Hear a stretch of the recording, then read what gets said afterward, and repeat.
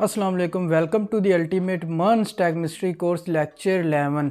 और आज की इस वीडियो में हम सूडो एलिमेंट्स और सूडो क्लासेस के बारे में देखेंगे।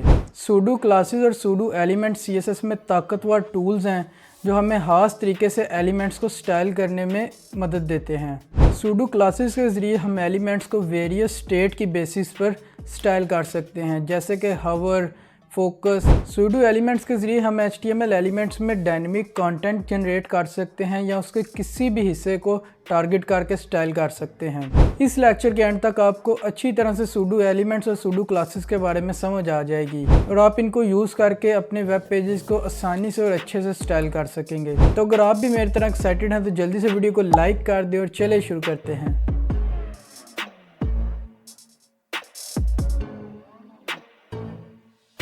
अच्छा जी, तो अभी मैं अपने कंप्यूटर की स्क्रीन पर आ चुका हूँ। सबसे पहले मैं बात करना चाहूँगा एक चीज़ जो कि मैं लेक्चर की इंट्रोडक्शन में बताना भूल गया, वो है हमारा चैलेंज। तो मैंने डिसाइड किया है कि आज से हर एक हमारा जो भी लेक्चर होगा उसके लास्ट पे एक छोटा सा चैलेंज होगा आपके लिए, जो कि उसी लेक्चर के रिलेटेड होगा। जो कुछ आप उस लेक्चर में सीखेंगे उसी चीज़ों को यूज़ करके आप उस चैलेंज को कर सकेंगे। तो ये आई थिंक बहुत ज़रूरी था यहाँ पे इसको ऐड करना। इससे ये होगा कि जो कुछ आप सीखते जाएंगे, जब आप उसको चैलेंज को करना चाहेंगे तो उसके लिए आपको उस लेक्चर का आना बहुत ज़रूरी है। तो आप उसकी अच्छी तरह से प्रैक्टिस करेंगे, फिर आप उस चैलेंज को कर पाएंगे।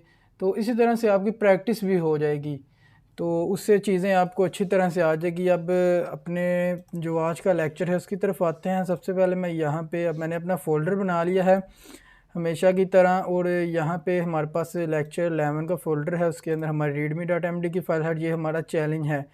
तो ये हम आ चुके हैं अपने readme.md की फ़ाइल में। अब सबसे पहले ना हम आज देखेंगे हमारा जो टॉपिक है सूडो क्लासेस और सूडो एलिमेंट्स इन CSS। लेकिन इससे भी पहले ना मैं आपको कुछ दिखाना चाहता हूँ। जो एक चीज़ हमने मिस की हुई है पिछले लेक्चर्स में, वो ये है कि यहाँ पे मैं एक डिव बनाता हूँ, उसको मैं दे लेता हूँ क्लास मेन डिव के नाम से। इसके अंदर मैं एक h1 लिखता हूँ और इसको मैं देता हूँ this is heading tag in side div. और यहाँ पे मैं एक बनाता हूँ h1 this is heading tag without div. अब यहाँ आके मैं स्टाइल लगाता हूँ h1 का, मैं करता हूँ कलर वायलेट। तो गो लाइव हमारा ऑन है। पहले ही मैं यहाँ आके सिंपली 127 इस तरह से लिखूँगा। तो ये आप देखिए, ये दोनों पे अभी हमारा स्टाइल लगा है क्योंकि हमने एलिमेंट सेलेक्टर का यूज़ किया है h1। तो मैं चाहता हूँ मेरा स्टाइल सिर्फ ये जो डिव इसके अंदर है, डिव के अंदर h1 है, उसी पे लगे। तो उसके लिए मैं क्या कर सकता हूँ, मैं यहाँ पे आके अपने जो है ना इसके h1 टैग के पीछे इस तरह से डिव लिख सकता हूँ। तो अब इसका क्या मतलब हुआ है, इसका मतलब हो गया है ये। सबसे पहले वो जाएगा डिव पे, जो डिव है हमारा। अब यहाँ पे पूरे पेज में हमारे पास एक ही डिव है, ये वाला। तो इस डिव पे वो चला गया। अब उसके अंदर h1 है, तो ये h1 को जाके ये स्टाइल लगाएगा। अब ये देखिए, ये पहला डिव क्योंकि इनसाइड h1 है, और ये इसके जो पेरेंट है, इस h1 टैग का जो पेरेंट है वो क्या है, इसका पेरेंट जो आ रहा है वो बॉडी टैग आ रहा है। लेकिन इस h1 का पेरेंट जो आ रहा है वो ये डिव आ रहा है। तो इसलिए ये स्टाइल इसी पे हो गया। अब मैं लेट्स सपोज कि मैं इसको भी डिव के अंदर रख देता हूँ इस तरह से, इस तरह से। यहाँ से मैं फॉर्मेट डॉक्यूमेंट, तो अब ये भी h1 है जो डिव के अंदर आ चुका है। तो अब अगर हम चेक करेंगे तो अब दोनों डिव को फिर से स्टाइल लग चुका है। अब यहाँ पे मैं क्या करूँगा, यहाँ पे मैंने यूज़ की हुई है अपनी क्लास। तो क्लास को मैं यहाँ पे आगे इस तरह से लिखूँगा। अब ये चेक करेगा मेन अंडरस्कोर डिव की क्लास कहाँ पे है, तो वो इस डिव में है, पहले वाले में। तो उसके अंदर जो h1 है ये बस उसी को टारगेट करेगा इस तरह से। अगेन हमारे पास वही चीज़ बन गई। अब मैं यहाँ पे ना, तो ये अभी हमारी जो है ना h1 मैंने इसके अंदर एक और बना लिया है।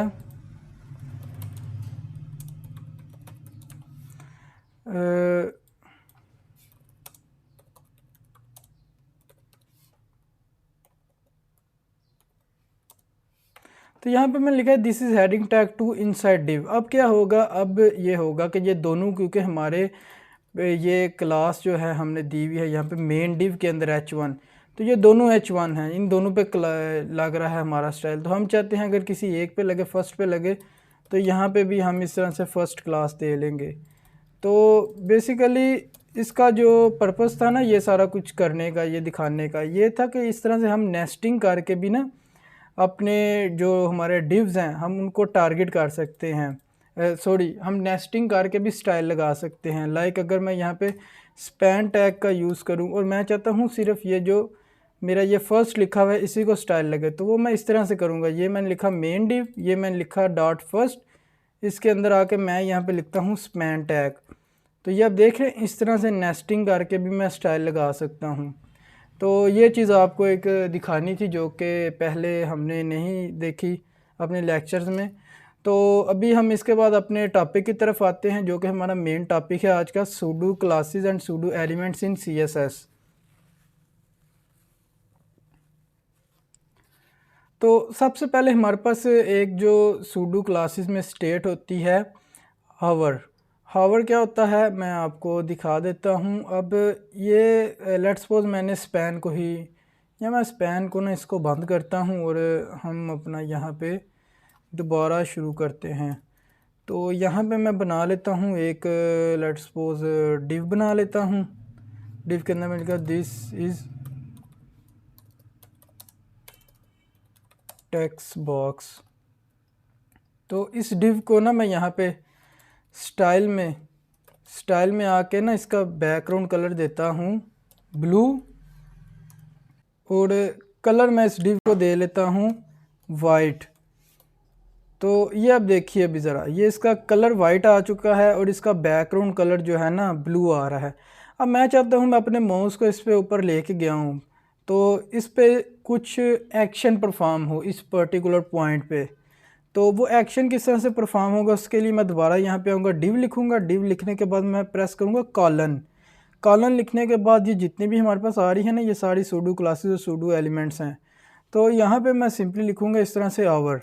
तो आवर का मतलब क्या होता है कि माउस जिस चीज़ पे हमारा जाता है उस चीज़ को हम हावर कहते हैं। जैसे ये मेरा अभी माउस गया तो ये हावर का जो हमारा फंक्शन है वो परफॉर्म हुआ और इस तरह से ये मेरे पास शो हो गया। तो अभी मैं हावर पे क्या करना चाहता हूँ, मैं चाहता हूँ इसका बैकग्राउंड जो है वो ब्लैक हो जाए। तो मैं इसका बैकग्राउंड कलर ब्लैक कर देता हूँ हावर पे। तो ये अब देखें कैसे होगा, ये जैसे ही मेरा माउस वहाँ पे गया इसका बैकग्राउंड कलर ब्लैक हो गया। तो ये सिर्फ उसके हावर पे चलेगा कि जितनी देर मेरा माउस उसके ऊपर है, मीन्स कि जितनी देर मैंने हावर किया हुआ है तो उतनी देर तक ही ये जो भी मैं इसमें स्टाइलिंग करूँगा वो चलेगी। इसके अलावा मैं इसमें अपने कलर को रेड भी कर सकता हूँ।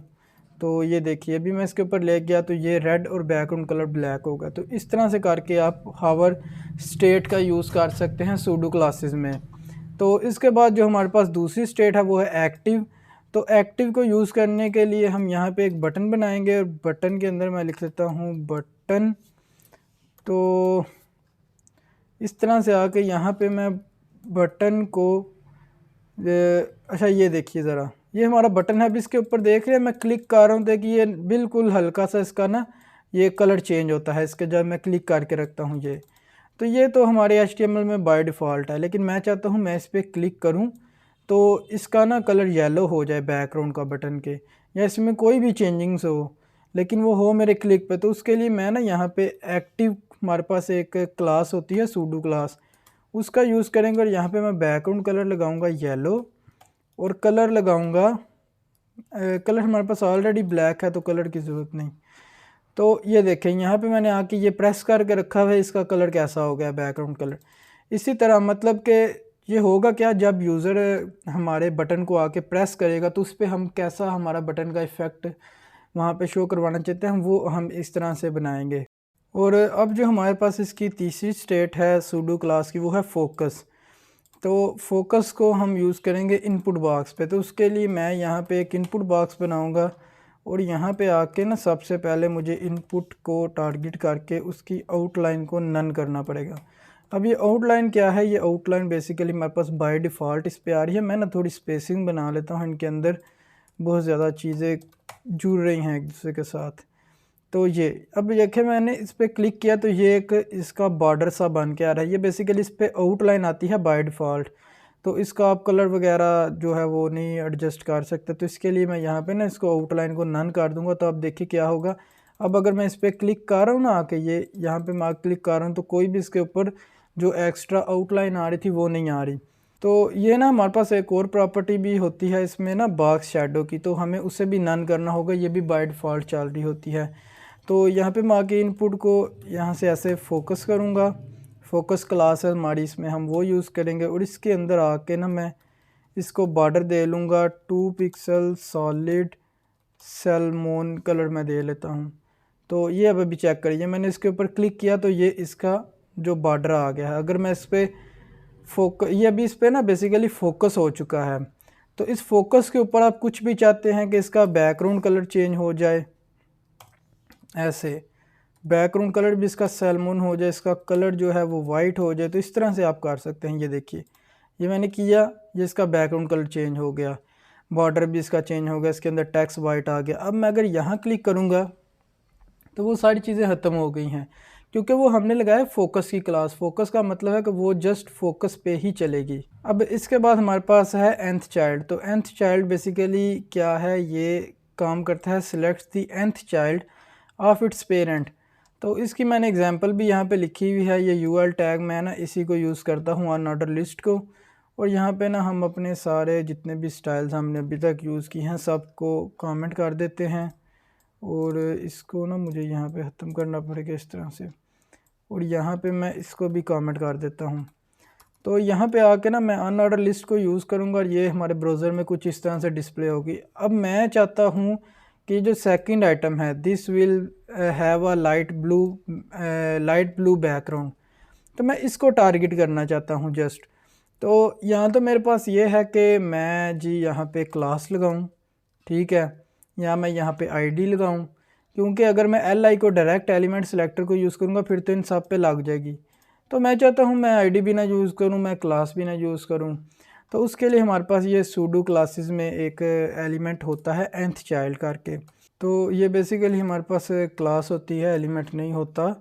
तो इसको यूज़ करने के लिए ना मैं यहाँ पे आऊँगा और सबसे पहले मैं लिखूँगा एल आई।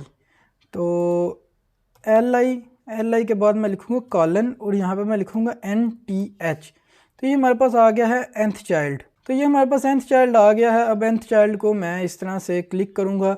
अब इसके अंदर ना मैंने उस चाइल्ड का ना जो भी हमारा ये nth चाइल्ड में जो भी हम नंबर देंगे ना, ये बेसिकली उस नंबर के एलिमेंट को टारगेट करेगा। मींस इसका क्या मतलब है, अगर मैं यहाँ पे 2 लिखता हूँ ना, तो इसका मतलब होगा कि अब एल आई के अंदर हमारे पास ये हमारा ना कुछ इसमें एरर आ रहा है। 1 मिनट, मैं ना इसको एडजस्ट कर लूँ एक दफ़ा।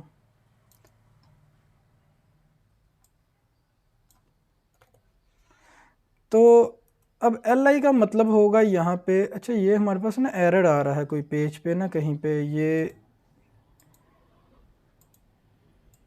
यूएल, ये बेसिकली ना ये ब्रेसेस एरर बना रही हैं।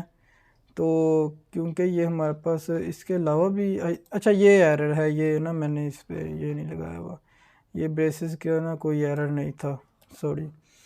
तो ये ना अभी हमारे पास हर चीज़ परफेक्ट हो चुकी है। अब अगेन ये ना मुझे एरर दे रहा है। ये असल में ये हुआ ये था कि यहाँ पे ये नहीं था ना, इसकी वजह से ये इस तरह लग रहा था कि ये चल रहा है, तो इस वजह से सारी कन्फ्यूजन क्रिएट हुई। तो यहाँ पे ना मैं क्या करूँगा कि मैंने इसको अगर मैं यहाँ पे ना 2 दूंगा ना, तो इसका मतलब होगा एल आई जितने भी एल आई हैं, लेकिन अभी के लिए हमारे पास एक ही तरह के, मतलब यहाँ पे ये एक ही अनऑर्डर लिस्ट है हमारे पूरे पेज में और उसमें ये 4 एल आई हैं। तो मैंने यहाँ पे लिखा L I colon nth child 2। तो 2 का मतलब यहाँ पे है कि ये वाला, ये सेकंड वाला। अगर मैं यहाँ पे 3 लिखूँगा ना, तो 3 का मतलब होगा ये वाला। तो अभी मैं इसमें कुछ स्टाइल देता हूँ। तो मैंने जैसे कि उसमें लिखा हुआ है कि इसका बैकग्राउंड कलर जो है लाइट ब्लू है, तो मैं यहाँ पे लाइट ब्लू को यूज़ करूँगा। और अभी आप देखिएगा ये, तो इस तरह से मैंने इस पर्टिकुलर एलिमेंट को टारगेट कर लिया without using any class, without using any ID. तो ये बेसिकली सूडो क्लासेस में ना nth चाइल्ड का काम होता है। यहाँ पे अगर मैं 3 करूँगा तो ये 3 को टारगेट करेगा इस तरह से। ये देख लें, अब थर्ड वाले पे स्टाइल आ गया। अगर मैं यहाँ पे 4th करूँगा तो 4th पे आ जाएगा। और अगर मैं यहाँ पे 1 करूँगा तो ये 1 वाले पे आ जाएगा फर्स्ट पे। इसी तरह अगर मेरे पास 50 हैं, 100 हैं, 150 हैं, तो मैं जस्ट ये 1 2 3 4 करके इसको यूज़ कर सकता हूँ। तो मुझे ना मतलब वो क्लासेस और आईडीज़ के झंझट में पढ़ने की ज़रूरत नहीं है यहाँ पे।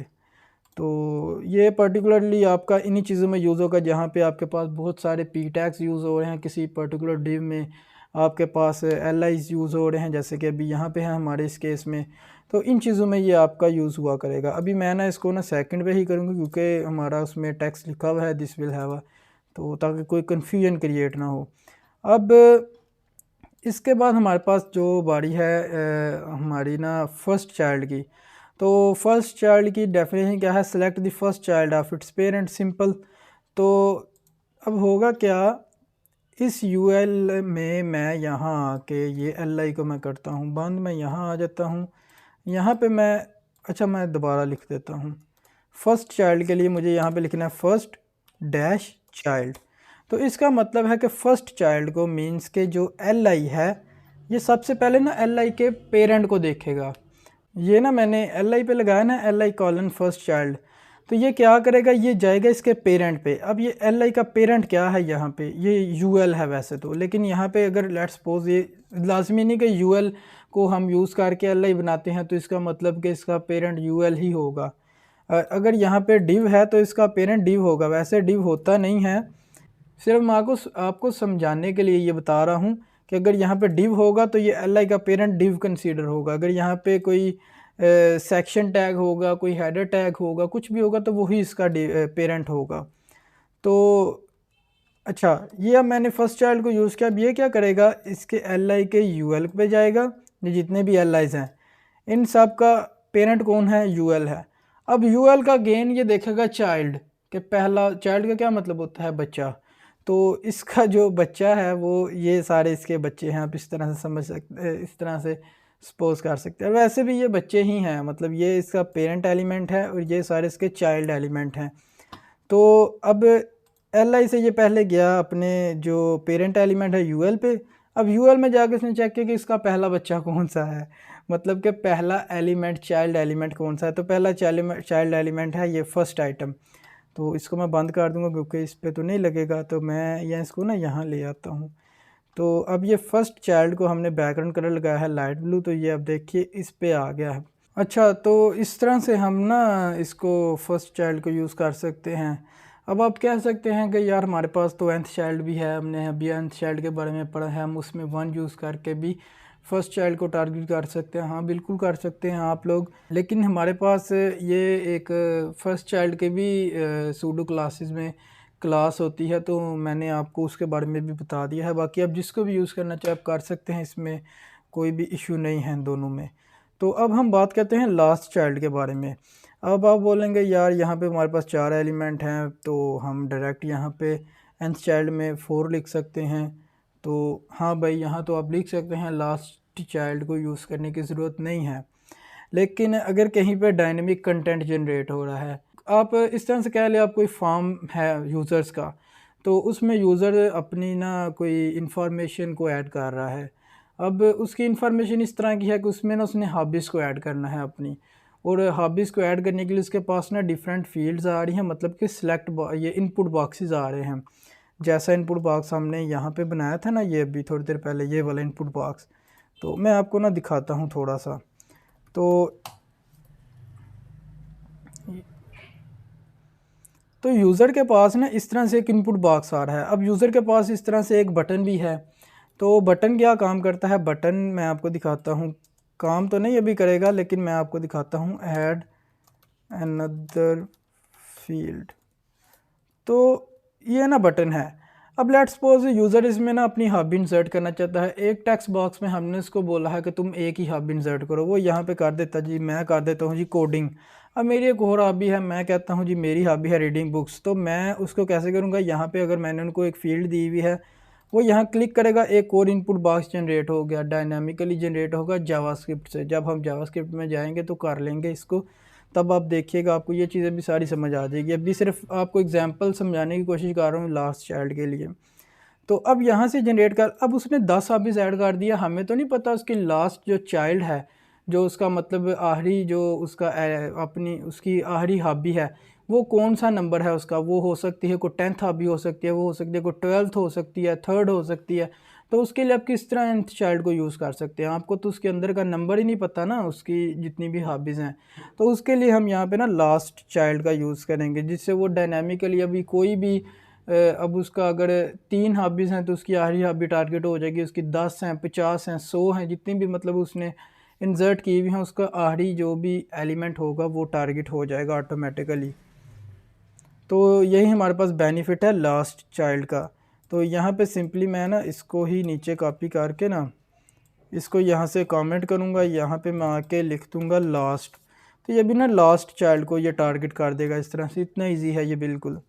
तो इसके बाद जो हमारी बारी है वो है nth ऑफ टाइप। तो nth ऑफ टाइप क्या करता है, select the nth child of its type. अब इसका क्या मतलब है इसका मतलब है ये p।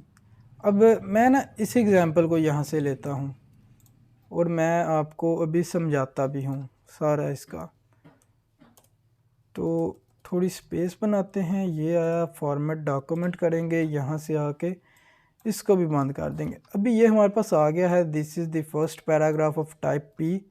अच्छा यहाँ पे ना आई थिंक हमें ना यूज़ करना चाहिए थोड़ा सा इनलाइन स्टाइल, सिर्फ आपको ना कि इसकी अच्छे से समझ आए इसके लिए मैं कर रहा हूँ, वैसे ये बिल्कुल भी रिकमेंडेड नहीं है। तो यार ये क्या हो गया है, ब्लैक, और एक हम बॉर्डर यूज़ करेंगे यहाँ पे, और इसके अलावा यहाँ भी यूज़ करेंगे, यहाँ भी करेंगे और यहाँ भी करेंगे। तो अब ये देखिए ये सारे हमारे बेसिकली एलिमेंट्स हैं। अब इसके अंदर यहाँ पे ना मुझे थोड़ी सी पैडिंग डालनी पड़ेगी, तो मैं ना 7 पिक्सल की पैडिंग भी डाल लेता हूँ। तो अब ये देखिए सबसे पहला जो हमारे पास आ रहा है ना ये पी एलिमेंट, ये क्या कर रहा है, ये this is first paragraph of type P. इसके बाद हमारे पास आ रहा है ये एक डिव। तो इस डिव के अंदर कुछ चाइल्ड एलिमेंट्स भी हैं, उनके बारे में हम बाद में देखेंगे। अब ये जो डिव आ रहा है हमारा ये है ये वाला, ये जो आपको बॉक्स नज़र आ रहा है ना, इसका ना मैं बॉर्डर चेंज करता हूँ रेड। तो अभी आप देखिए ये कौन सा है, आपको अगर अभी भी क्लियर नहीं है ना तो यार इसको थोड़ा बोल्ड करते हैं। अब ये जो हमारा डिव है ना ये वाला है। अब इसके अंदर आप देखिए ना ये पहले आ रहा है this is the first paragraph inside a div, this is the second paragraph inside a div and it will be green. वो क्यों ग्रीन यहाँ पे लिखा हुआ है वो मैंने जो एग्जांपल में दिया था उसके मुताबिक था। तो इसके बाद यहाँ पे लिखा हुआ है this is the third paragraph inside a div, ये यहाँ पे इसके अंदर हमारे पास एक अगेन डिव आ रहा है। तो उसके अंदर ये है this is first para, this is second para. अब इसके नीचे हमारे पास ये 2 डिव हैं जिनके बॉर्डर ब्लैक हैं, वो ये हैं। तो अब यहाँ पे nth टाइप का क्या काम है, बेसिकली यहाँ पे होगा क्या, यहाँ पे ना अब मैंने एक ये भी डिव दिया है, एक ये भी डिव है। अब अगर मैं यहाँ पे nth टाइप 2 लिखूँगा ना तो इसमें कौन कौन सा p टारगेट होगा। सबसे पहले तो एक ये हमारे पास p है, तो सबसे पहले ना आप इस पे आ जाएं। एक हमारे पास ये p है, इसके बाद मैं ना आपको इस तरह से बताता हूँ। अब देखिए ये सारे हैं सिबलिंग्स। सिबलिंग्स मतलब कि ये बहन भाई हैं, क्योंकि ये एक दूसरे के साथ हैं। इन सब के ना ये पी, ये डी, ये पी, ये पी, ये सारे सिबलिंग्स हैं। अब इनमें देखे जो मैंने यहाँ पे ना nth ऑफ टाइप जो है ना उसमें 2 दिया है। तो इसका मतलब है कि इन सब में जो दूसरे नंबर पे p है वो टारगेट होगा। वो कौन सा है, ये वाला, this is the second paragraph of type p। तो हम अभी देखते हैं अपने रिज़ल्ट में। तो यहाँ पे ये देखिए ये वाला, ये बेसिकली है ये यहाँ पे मैं अगर कुछ लिखता हूँ दिस 1 मैं लिखता हूँ स्टार्ट पे, तो ये देखें ये आ गया दिस 1। तो अभी एक हमारा ना ये वाला टारगेट हो रहा है, ये आप देख रहे हैं ये ग्रीन में आ रहा है। अब इसके अलावा जो हमारे पास बाकी है, अब हम आ जाते हैं इस डिव के अंदर। तो इस डिव के अंदर हम आए तो ये हमारे पास ये फर्स्ट है, ये सेकंड है, this is the second paragraph inside a div, it will be green. तो वो ये है this is the second paragraph inside a div, it will be green. अब इसके बाद हमारे पास एक और डिव है इसके अंदर, तो उस डिव के अंदर भी ये फर्स्ट पी है, ये सेकंड पी है। तो अब यहाँ पे भी ये वाला पी टारगेट होगा, दिस इज़ सेकंड पैरा। तो ये इस तरह से nth टाइप ऑफ काम करता है इसमें CSS में जो सूडो क्लास होते हैं उनमें। अच्छा, तो अब आप कह रहे होंगे यार ये तो सेम चीज़ ही है उसी की तरह nth चाइल्ड की तरह, तो नहीं, उसके डिफरेंस के लिए ना यहाँ पे मैंने दोबारा से वो UL टैग को अनकमेंट किया है, इसको मैं बंद कर देता हूँ। अब ये UL में देखिए ये पहला LI है, इसके बाद हमारे पास ना ये दूसरा LI है। तो यहाँ पे ना मैंने ये दूसरे पहला हमारे पास LI है और ये हमारे पास उसके बाद P टैग आ रहा है और उसके बाद हमारा LI आ रहा है दूसरा। तो अगर मैं इसको ख़त्म करता हूँ ना, हमारे पास ये अभी लेट्स सपोज कि ये 4 LI आ रहे हैं, उनके दरमियान में आप ऐसे समझे कुछ भी नहीं है। तो यहाँ पे मैंने LI कॉलन nth चाइल्ड जब किया है 2, तो ये सेकंड वाले को ना अभी हमारा स्टाइल लग रहा है। लेकिन अगर मैं इसके सेकंड की जगह पे कोई और एलिमेंट ले आता हूँ, जैसे कि ये मेरे पास अभी P टैग आ चुका है, तो ये आप देखें किसी पे भी स्टाइल नहीं लग रहा लेकिन होना तो ऐसे चाहिए कि LI का जो सेकंड एलिमेंट है nth चाइल्ड में मैंने 2 दिया हुआ है, वो ये है सेकंड आइटम LI, इस पे लगना चाहिए लेकिन इस पे नहीं लग रहा। तो यही डिफरेंस है, इसमें जो है वो स्टाइल ख़त्म हो जाएगा, किसी पे भी नहीं लगेगा। लेकिन इसमें आपने देखा कि जब मैंने सेकंड को टारगेट किया, सेकंड P को, तो सेकंड P की जगह हमारे पास सेकंड पे ये पूरा एक डिव आ गया, ये जिसका रेड बॉर्डर है, उसके बाद हमारा सेकंड P आया, तो ये सेकंड P पर लगा है जाके। तो यही मेन डिफरेंस है इसका कि ये जो nth ऑफ टाइप होता है, इसका ये पर्पज़ होता है कि ये इसको जहाँ भी जाके वो सिलेक्टर मिलेगा, लेट्स सपोज कि उसके दरमियान में जितने भी डिव सेक्शन कुछ भी आ रहा है, ये उसको जाके आगे जहाँ भी उसको वो एलिमेंट मिलेगा ये उसको टारगेट करेगा। लेकिन ये जो nth चाइल्ड है, इसका मतलब होता है कि इसको एक ही रो में सारा कुछ चाहिए। अगर इसके दरमियान में कोई भी और एलिमेंट आता है, जैसे कि ये है, ये मैंने एक P टैग इसके अंदर ऐड किया है, ये यहाँ पे आप देखिए ना, ये एक P टैग है, इसको मैं ख़त्म करूँगा तो फिर ही ये चलेगा। तो यही मेन डिफरेंस है इन दोनों में, nth चाइल्ड में और nth ऑफ टाइप में।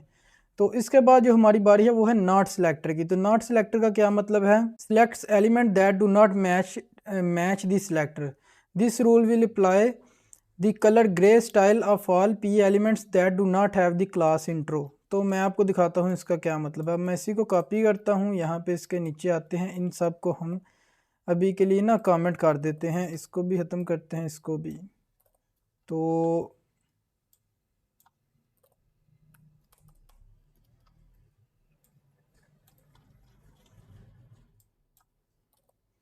और ये ना हमने अपने सारे स्टाइल भी अभी बंद कर दिए, तो ये हमारे पास कुछ इस तरह से आ रहा है। अब यहाँ पे मैंने यूज़ करना है नॉट सिलेक्टर को। तो नॉट सिलेक्टर का मतलब क्या है कि ये मैंने लिखा इसमें पी में मैं ना इसको दोबारा लिखता हूँ।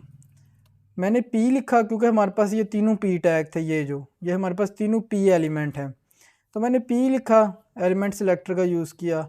उसके बाद मैं यहाँ पे लिखूँगा नॉट लिखने के बाद मैं एक ऐसे ब्रेसेस लिखूँगा और इसके अंदर मैं ना कोई भी एट्रीब्यूट दे सकता हूँ। जैसे कि अभी मैं यूज़ कर रहा हूँ क्लास का, तो मैं ना यहाँ पे क्लास दूँगा। अब मेरे पास क्लास क्या है? क्लास है मेरे पास ये वाली, ये इंट्रो इसमें क्लास है। अभी ये एरर इसलिए आ रहा है क्योंकि ये हमारा ये कंप्लीट नहीं है, ये कंप्लीट होगा ना तो ये एरर ख़त्म हो जाएगा। अच्छा, इसमें हमारी क्लास है इंट्रो। तो मैं ये चाहता हूँ कि जो ये इंट्रो है इस पे मेरा ये स्टाइल ना लगे, बाकी सारे P टैग्स पर लग जाए। तो मैं यहाँ पे आकर डॉट इंट्रो लिखूँ, क्योंकि क्लास को हम डॉट से डिफ़ाइन करते हैं। अगर आईडी होती तो मैं यहाँ पे हैश लिखता। तो मैं डॉट इंट्रो लिखूँगा और उसके अंदर आके मैं कोई भी स्टाइल दे दूँगा। तो मैं इनका कलर करूँगा बैकग्राउंड का ब्लू। तो ये अभी आप देखिए जिस में ना मेरा मैं एक मिनट यहाँ से ना इसको बड़ी स्क्रीन में करता हूँ। ये फर्स्ट वाले में मेरी क्लास नहीं थी इंट्रो की, तो इसमें मेरा स्टाइल लगा। सेकंड में मेरी क्लास थी तो इसमें स्टाइल नहीं लगा। थर्ड में मेरी क्लास नहीं थी, इसमें लगा। अगर सेकंड की क्लास को मैं यहाँ से थोड़ा सा भी चेंज करूँ तो इसमें भी स्टाइल लग जाएगा, क्योंकि अब हमारी ये जो कंडीशन है ये बेसिकली हमारी एक कंडीशन है कि हमने यहाँ पे कंडीशन दे दी है कि नॉट इस चीज़ में जिसमें ये पर्टिकुलर चीज़ ना हो, मतलब कि जिस P टैग में डॉट इंट्रो क्लास ना हो उसमें ये बैकग्राउंड कलर लगा दो। अब ये P टैग, जैसे मैंने यहाँ पे P टैग लिखा है, इसका मतलब है पूरे हमारे वेब पेज में जहाँ जहाँ भी P टैग है। तो ये हमारे वेब पेज में, पूरे वेब पेज में चेक करेगा। अगर हम कुछ पर्टिकुलर P टैग्स को टारगेट करना चाहते हैं तो उनमें हमें क्लासेस का यूज़ करना पड़ेगा।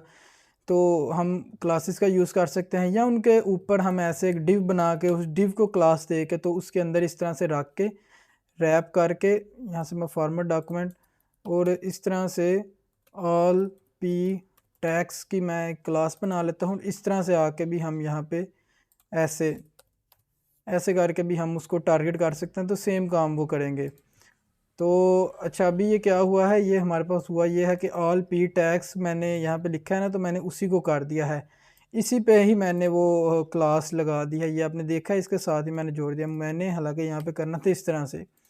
तो अब ये हमारा वो काम होगा। अब इसके बाद ना हमारी बारी है इसकी, ये जो हमारे पास है ना, ये रीडमी में हम आते हैं, ये हमारा हो गया नॉट सिलेक्टर जो सूडो क्लास थी। अब हमारी सूडो की जितनी भी क्लासेस थी वो हमने देख ली हैं। अब इसके बाद हमारी बारी है सूडो एलिमेंट्स की। तो एलिमेंट्स बहुत ही ईजी चीज़ है, इसको यूज़ करने के लिए मैं यहाँ पे आ जाता हूँ जल्दी से। यहाँ पे आके मैं ना अपने जो हमारे पी टैग अभी बने हुए मैं उसी को टारगेट करूँगा। यहाँ पे मैं लिखूँगा एलिमेंट को यूज़ करने के लिए सूडो एलिमेंट्स को हमें डबल कॉलन का यूज़ करना पड़ता है, और यहाँ पे मैं यूज़ करूँगा बिफोर। तो बिफोर क्या काम करेगा इसमें, अगर मैं लगाता हूँ ना, यहाँ पे मेरे पास एग्जांपल है। तो ये अब देखिए, जब मैंने पी को यहाँ पे यूज़ किया है, मैं इसको ना एकदम फॉर्मेट कंटेंट करता हूँ। तो ये मैंने पी को जब यहाँ पे यूज़ किया है ना, तो ये इस तरह से मेरे पी टैग के पीछे उससे बिफोर, मतलब मेरे पी में जितना भी कंटेंट है उसके बिफोर वो चीज़ ऐड कर रहा है। ये जैसे मैंने यहाँ पे ये पी कंटेंट उसका फॉन्ट वेट बोल्ड और कलर ग्रीन किया है। इसी तरह हमारे पास जो नेक्स्ट है ना, ये आफ्टर, तो ये उसके एंड पे उसको ऐड करेगा। तो मैं इसी को नीचे ऐसे कॉपी करता हूँ, और कॉपी करने के बाद मैं यहाँ पे लिखूँगा आफ्टर। तो ये ना अब इसके एंड पे ऐड कर देगा, ये आप देख रहे हैं ये इस तरह से। तो ये बिफोर और एंड जो आफ्टर है उसका काम है सूडो एलिमेंट्स में। इसके बाद हमारे पास है फर्स्ट लेटर। तो फर्स्ट लेटर भी बहुत सेम है, मैं इसी को कॉपी करके ना यहाँ पे पेस्ट करके आपको दिखाता हूँ। इनको लिखने का तरीका ये सेम है, ये डॉट डॉट, ये कॉलन कॉलन, डबल कॉलन आएगा एलिमेंट्स में, और सिंगल कॉलन आएगा जो हमारे सूडो क्लासेस हैं उनमें। तो ये भी एक डिफरेंस है, आपको यहाँ से भी समझ आ जाएगा कि ये एक सूडो एलिमेंट है या सूडो क्लास है। सूडो एलिमेंट में डबल कॉलन आएगा, सूडो क्लास में सिंगल कॉलन आएगा। तो यहाँ पे मैं आता हूँ, मैंने अब पी के ना फर्स्ट लेटर को कलर दे दिया है पर्पल। तो ये यहाँ पे देखिए कलर भी इसका पर्पल आ चुका है। इसके अलावा इसका फॉन्ट साइज़ मैंने 2em यहाँ पे दिया हुआ है। अब em ये बेसिकली यूनिट्स हैं टैक्स प्रॉपर्टीज़ के लिए, जैसे कि हमने पिक्सल के बारे में देखा हुआ है, परसेंटेज के बारे में देखा। तो मैं ना यहाँ पे ना 20 पिक्सल करूँगा इंस्टेड ऑफ em, क्योंकि ये यूनिट्स हैं, इनके बारे में हम आने वाली कुछ वीडियोस में अभी देखेंगे डिटेल में, तो फिर हम इनको यूज़ किया करेंगे। तो मैंने यहाँ पे 20 पिक्सल लिया। अब इसका फर्स्ट लेटर आप देख रहे हो उसमें डिफरेंस आ गया है जो कुछ भी मैंने यहाँ पे किया है। तो फर्स्ट लेटर मींस कि ये इस पूरे पी टैग का जो फर्स्ट लेटर है ये उसको टारगेट करेगा। अब आप बोलेंगे ये तो यार बिफोर है, तो ये बिफोर भी तो इसी पी एलिमेंट का ही हिस्सा है ना, तो ये बिफोर भी तो इसी पी एलिमेंट का हिस्सा है, तो इसलिए ये भी इसमें टारगेट हो रहा है। अगर यहाँ पे लेट्स सपोज हमारे पास ये बिफोर वाला ना होता सूडो एलिमेंट, और डायरेक्ट हमारा आफ्टर ही होता, तो आफ्टर तो ये एंड पे है, तो भी ये हमारा ये स्टार्टिंग से स्टार्ट होने लग पड़ा है। यहाँ पे ये हमारा पी टैग के अंदर आप देख रहे हैं ये लॉरम इप्सम वगैरह सब कुछ आ रहा है। तो अब इसके बाद हमारे पास क्या है, इसके बाद है हमारे पास फर्स्ट लाइन। तो फर्स्ट लाइन को यूज़ करने के लिए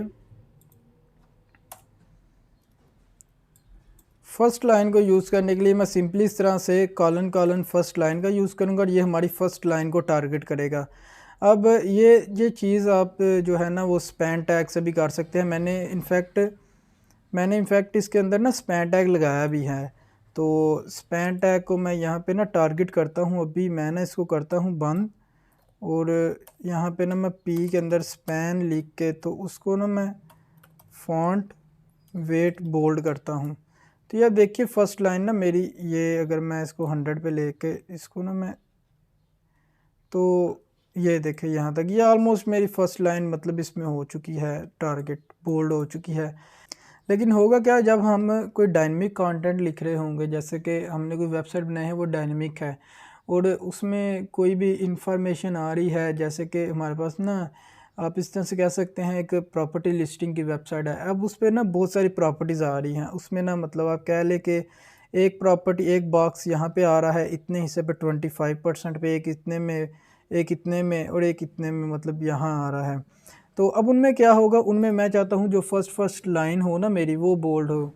तो उसको मैं किस तरह से करूँगा आप, क्योंकि वो जो भी उसके अंदर कंटेंट होगा वो प्रॉपर्टी लिस्टिंग के रिलेटेड होगा, उनकी इन्फॉर्मेशन होगी, और वो इन्फॉर्मेशन तो डायनेमिक होगी ना, वो यहाँ से हम मैनुअली तो नहीं उसको जाके लिखते रहेंगे अपने कोड के अंदर जी ये इसका जो एड्रेस है, लेट्स सपोज मैं एड्रेस की फर्स्ट मेरी लाइन होगी उसको मैं करना चाहता हूँ बोल्ड, तो मैं यहाँ से इस तरह तो नहीं करूँगा, यहाँ से मैं जाके मैनुअली हर एक को ऐड करूँगा, वो तो हमारी डायनामिकली आएगी ना, डाटाबेस से आएंगी सारी प्रॉपर्टीज़। तो अगर आपको इसकी अभी समझ नहीं आ रही तो आप इसको इतना ना सोचिए, आप इतना समझ लें कि ये हमारी फर्स्ट लाइन को टारगेट करेगा, ये जो फर्स्ट लाइन है हमारा एलिमेंट।